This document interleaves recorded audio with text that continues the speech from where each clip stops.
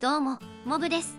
今回は、光の攻防バルタイル、ハードモード先着クリアイベントについてだよ。それじゃ、早速見ていこう。まずは、先着イベントについての情報だよ。バルタイルのハードモード先着イベントは、1000名のプレイヤーが突破したようだね。そのため、まだクリアしていない人は、6000位以内を目指して頑張ろう。また、1000名が突破したことで、難易度が1つ低下し、推奨戦闘力が少しだけ下がったよ。次はハードモードをクリアするためのアドバイスについてだよ。みんなも薄々感じているとは思うけど、一番大きいのは影の軍団の戦闘力になるよ。自分の場合はまだ育成不足であるため157万程度だけど、最大で170万を超えてくるようだね。そして影の軍団の戦闘力を上げるためには、宝石のページで攻撃力、防御力、HP を全てパーセントに揃える必要があるよ。他にはクリティカルダメージではなく、防御力貫通の方が影の軍団の戦闘力が上がるね。しかしギルドボスが女王ありになったため、少し迷いどころではあるかな。次はパーセントの宝石を B 等級から A 等級に上げた場合の戦闘力の増加値を見ていこう。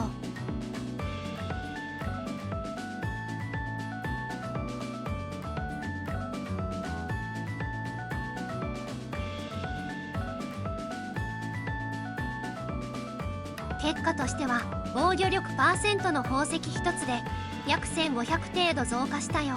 正直ほんの少しの増加値に見えるけど、全て A 等級にすれば大きい増加が見込めるため、宝石の育成に励んでみよう。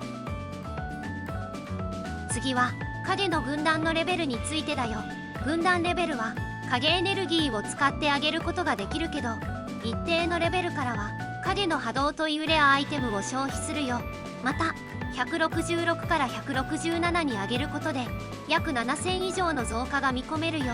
このように1レベル上がるだけでも全然違うため、ゲートの周回数を増やしたり、影の波動をもらえるイベントなどでは優先して入手したりするようにしよう。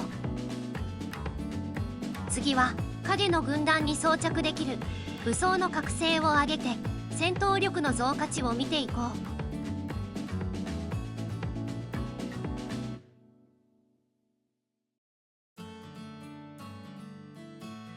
結果としては武装が1段階上がることで戦闘力が8000近くも増加したよ。これは影の軍団の1レベルと同じぐらいであり、かなり重要な要素だということがわかるね。また武装の覚醒に必要な深淵の結晶というアイテムは土器の戦場や破滅の力をプレイすることで獲得できるよ。正直このようなコンテンツに苦手意識を持っている人もいると思うけど、ファーミング要素は限られているため、少しだけ頑張って挑戦してみよう。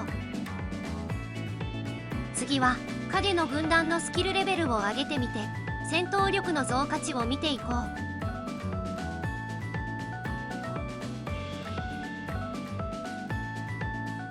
う。結果としてはスキルレベル7から8でも125の増加とかなり小さい結果になったよ。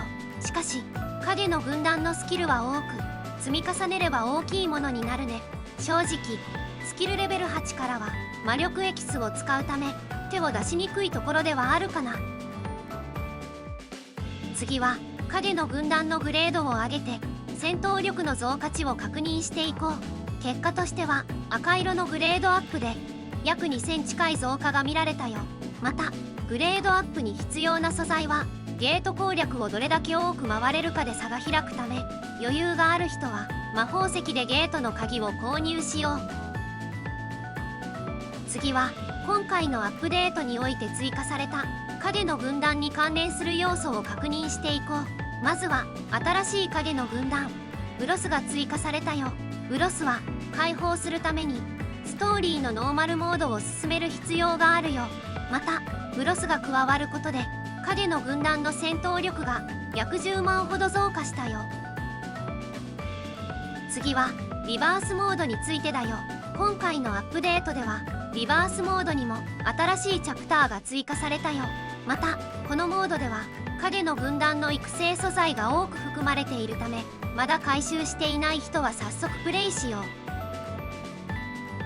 次は影の波動についてだよ。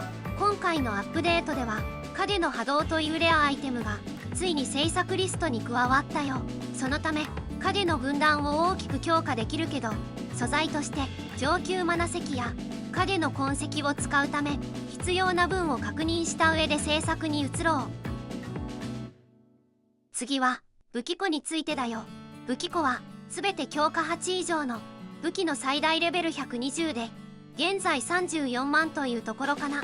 正直9から10に必要なアイテム量が多いのに増加値はかなり小さいため均等に上げていくことをおすすめするよ。また土器の結晶体は主に時の戦場やギルド交換所で交換するよ。最近ではギルドコインにかなり余裕が出てきたため優先して入手するようにはしているかな。次はコアについてだよ。コアに関しては先日のアップデートで最大レベルが20になったため大量に生産することで戦闘力の増加が見込めるよ。しかし15から20レベルでは多くの素材が必要になるため、ここ最近では光の攻防のチケットを獲得したり購入したりしたよ。次はコアのステータスについてだよ。実はステータスによって戦闘力の増加値が異なるよ。また魔力消費量減少はその中でも高い部類のステータスであるため戦力を補強するのに適しているよ。ぜひ水しの旬モードのサポートで使おう。次はアーティファクトについてだよ。実はアーティファクトもセット数次第で戦闘力の増加値が異なるよ。そのため光の攻防などでは8セットのアーティファクトを使い戦闘力バフの獲得やデバフの緩和につなげたりするよ。これは人によって差が出るため実戦で確認してみてね。次はギルドバフについてだよ。この三位一体というバフはギルド交換所で購入することができるよ。たまに忘れている人がいるので有効になっているか確認しよう。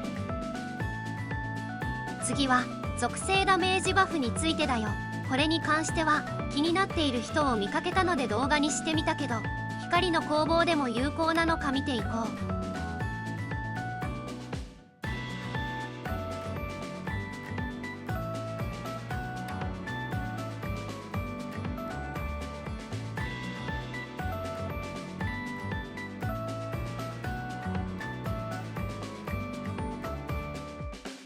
結果としては光の攻防でもしっかりと適用されていることが確認できたよ。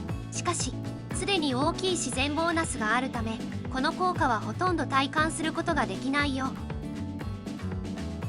またこのバフはギルドマスターのみが操作することができるよ。もしも少しでも属性ダメージのバフ効果を得たい場合にはギルドマスターさんにお願いしてみよう。この変更には魔法石1000個を使うため失礼のないようにしよう。次は増幅システムについてだよ。これはバルタイルの水しの旬モードでつまずいている人向けにはなるけど、スキルルーンの増幅効果は最終ダメージを増加させるため精密度と同じでかなり重要な要素になるよ。また今回の場合は爆発や煙火客が対象になるけど他のコンテンツでも使われる優秀なスキルなので余裕がある人は増幅しておこう。次はコアについてだよ。まずは傲慢な支配者の直視だね。この効果はブレイク効果を 10% も上げてくれるよ。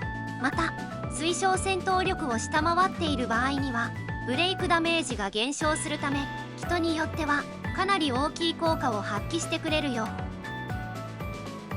次は凶暴な番人の欲望についてだよ。このコアはクリティカル率を 10% 増加させるよ。今回の光の攻防では敵のレベルが125であるためかなりのクリティカル率が制限されているよ。さらに推奨戦闘力より低い場合は追加で減少するためクリティカル率が低い場合にはこのコアを採用してみよう。次は凶暴な番人の爪についてだよ。このコアは与える回復量を増加するためヒーラーにつけることをおすすめするよ。またバルタイル戦では一撃をもらっただけでほぼ瀕死になるため、このコアを使っているプレイヤーもいるようだね。次は生存の救福の石についてだよ。今回の光の攻防では敵の攻撃力が高いため、救福の石を利用して有利に立ち回る必要があるよ。そのため水篠旬のサポーターとして回復能力を持っているハンターを多く編成し、超回復の救福の石と合わせて常に HP を安定させる方法もあるよ。次は隠密についてだよ。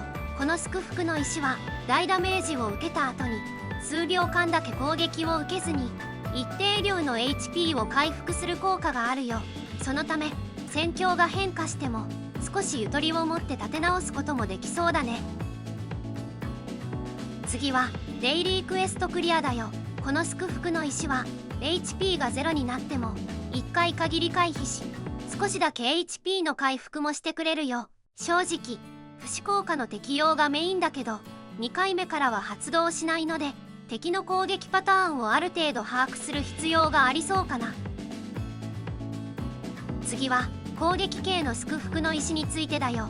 今回の光の攻防は上位勢でも4分から5分にわたる戦闘になるため、砂の重りという救福の石が注目されているよ。これは序盤は火力は出ないものの後半に大ダメージを与えることができるものだね。そのため粉砕と交代して使ってみることでよりバルタイルの HP を削れる可能性があるよ。次は非属性編成の武器とスキルについてだよ。武器としてはラディール一族の槍とエンマの扇がメインになるかな。またスキルとしては爆発と煙火脚は欠かせないものになるね。次は光属性についてだよ。武器としては勇者の剣と天魔コンがメインになるよ。また勇者の剣はコラボ武器で入手が不可能になったため黄金尾の狐でも構わないけど、かなり厳しい戦いになるかな。またスキルとしては修羅脚と第一衝撃で天魔コンのダメージをサポートしよう。次はサポーターについてだよ。まずはミノベがおすすめかな。ミノベは一突効果でパーティー全体のクリティカル関連能力を補正してくれるよ。またスキルとしては受けるダメージが 18% 増加する効果を20秒間適用してくれるため、とても優秀なハンターになるね。次はイスラだよ。イスラは今回のバルタイル戦で重要となるデバフ効果を解除してくれる効果を持っているよ。またバフ効果時間は短いものの強力なバフも提供してくれるよ。次はローラだよ。ローラはサポートスキルでデバフ解除、与えるダメージ増加、麻痺効果を持っているよ。特に天魔コンや煙火脚はための時間があるため麻痺効果をうまく使うことができれば戦闘が安定しそうだね。さらにバフ効果時間も30秒とクールタイムより長いため永続で発動することもできるね。また二突効果ではパーティー全体の攻撃力と防御力を増加してくれるよ。この効果により水篠旬の火力や耐久力が増加することにつながるね。さらに専用武器では光属性のダメージを 30% 増加させるよ。これも効果時間が30秒であるため永続での発動が可能になるね。しかし光属性の武器やスキルでない限り効果はないよ。次はフリーレンだよ。フリーレンはサポートスキルでシールドと受けるダメージ減少の効果を付与するよ。この効果は火力にはつながらないけど敵の攻撃をある程度受けても良くなるためかなり楽に立ち回ることができるようになるよ。また二突効果ではパーティー全体の基本ステータスを増加させ、四突効果ではクリティカルダメージも補正してくれるよ。さらにフリーレンの武器は通常スキルや必殺技ダメージを増加させる効果もあり、爆発ルーンや王の領域との相性がとても高いよ。次はウギだよ。ウギはブレイク面で大きなサポートをしてくれるよ。特にブレイク時間の延長やさまざまなバフ効果を持ち、水篠旬モードだけでなくハンターモードでも大きく活躍するよ。次はハンター編成についてだよ。まず水属性編成では高坂雫を中心としたパーティーになるよ。また敵の推奨戦闘力が極めて高いため4セット同士のアーティファクトではなく祝福や楽印の8セットを使用する方がより楽に立ち回ることができる人もいるよ。次は火属性編成だよ。火属性ではフェルンを中心としたパーティーになるよ。またバルタイル戦では敵のレベルや推奨戦闘力も高くフェルンの野獣セットの攻撃力増加の発動確率を上げるためにも貪欲セットを推奨するよ。さらにリナの枠はフェルンにすることでより安定した立ち回りが可能になるよ。次は光属性編成だよ。光属性はトーマス・アンドレがメインのパーティーになるよ。またローラやトーマスの追加ダメージは属性判定であるため貪欲セットやイグリッドを使用しクリティカルの発動確率を高めるよ。さらにトーマスの枠を高坂雫にしてクリアしたプレイヤーもいるようだね。次は影の軍団についてだよ。まずはイグリッドだね。イグリッドは権能としてパーティー全体のクリティカル率を 8% 増加させるよ。特に野獣セットを使用する水篠旬やフェルンのパーティーに使われるね。次はケルベロスだよ。ケルベロスは特定のスキルに燃焼効果というデバフ効果を持ち永続で敵が受けるダメージを 5% 増加させるよ。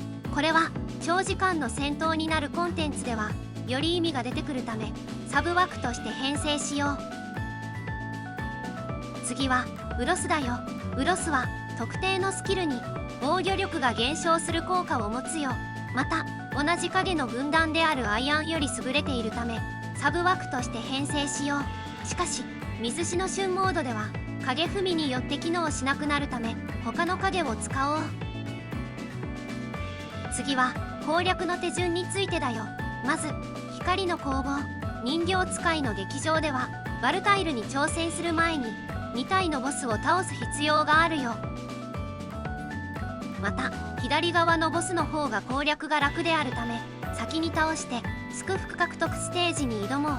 そしてそのステージでは納得のいくバフ効果を獲得できるまで何回も周回しよう。次は獲得すべきバフについてだよ。まずはクリティカルダメージや通常スキルダメージがおすすめかな。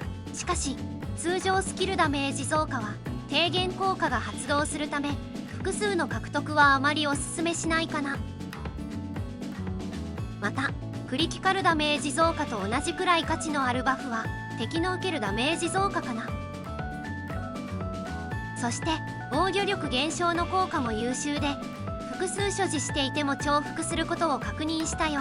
そのためクリティカルダメージ増加や敵の受けるダメージ増加、敵の防御力減少を中心に獲得しよう。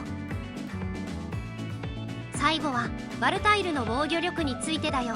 バルタイルのハードモードではノーマルモードよりも防御力が増加したけどエンニオと同じくらいだったよ。そのため武装セットが最適なアーティファクトではないけど安定力もあり受けるダメージも増加しないため戦いやすい気はするかな。今回の動画は以上になるよ。これからもこのチャンネルでは俺あらの動画をたくさん投稿するつもりだよ。よかったらチャンネル登録、高評価、コメントお願いします。